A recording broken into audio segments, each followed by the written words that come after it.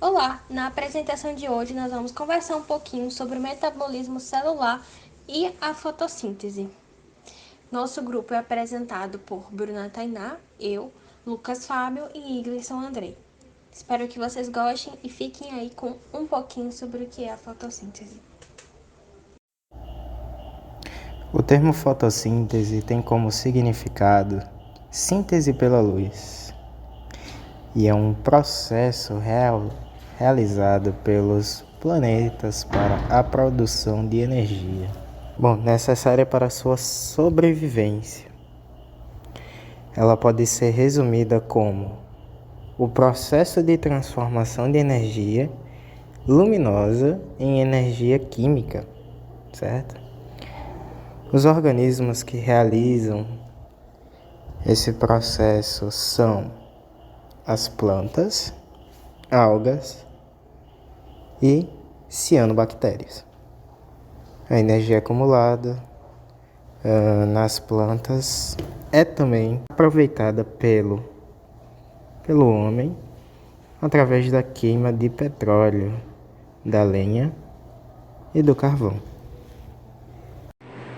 Continuando o que Lucas falou na fala dele, no qual a definição do processo dominador da fotossíntese. Agora eu vou explicar a minha parte, que é a importância da fotossíntese para a célula vegetal. A fotossíntese é um processo no qual a energia luminosa é convertida em energia química na forma de açúcares. As moléculas de glicose servem como combustível para as células. Sua energia química pode ser extraída através de processos como respiração celular e fermentação, que gera o trifosfato de adenosina, ADP, uma pequena molécula transportadora de energia para as necessidades energéticas imediatas das células. E as células vegetais são as unidades estruturais da planta, e por isso só representa grande importância. Elas permitem que os vegetais sejam capazes de produzir oxigênio por meio da fotossíntese. Além disso, os estudos têm demonstrado o importante papel das plantas na regulação do clima, ou seja, elas liberam certos gases que esfriam o planeta como resultado do seu metabolismo. Com o desmatamento de florestas, perdemos esse serviço ambiental gratuito realizado pelas plantas. Outras funções importantes dos vegetais é que eles são a base da cadeia alimentar. Por produzir seus próprios alimentos, são considerados seres produtores. Também alimentam muitos organismos consumidores e representam grandes partes da dieta humana. Por exemplo, seres humanos e os animais também. Também vem outra questão das propriedades das plantas derivadas das células especializadas e a capacidade de sintetizar substâncias químicas secundárias. Como elas não podem se locomover, muitas plantas produzem metabolitos secundários que agem para protegê-las do meio ambiente, como fungicidas e inseticidas naturais.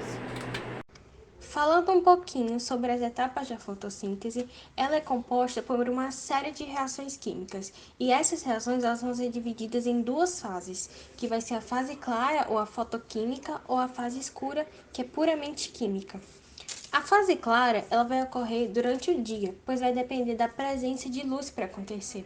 E essa fase ela ainda vai poder ser dividida em dois processos, que é a fotofosforilação que é o processo de produção de energia, no caso o ATP, e a fotólise da água, que é a quebra provocada pela oxidação, ou seja, a perda de elétrons da água em decorrência da energia luminosa, e vai ser chamada então de fotólise da água.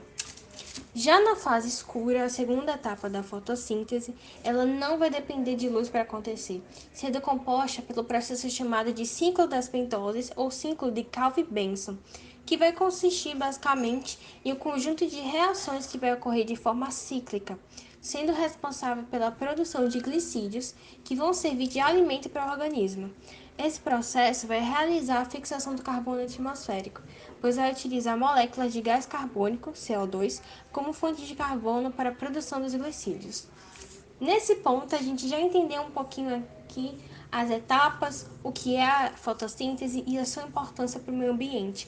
Vamos trazer aqui agora um exemplo prático que a gente pensou para representar um pouquinho do processo da fotossíntese, que é o nosso terrário. Ok?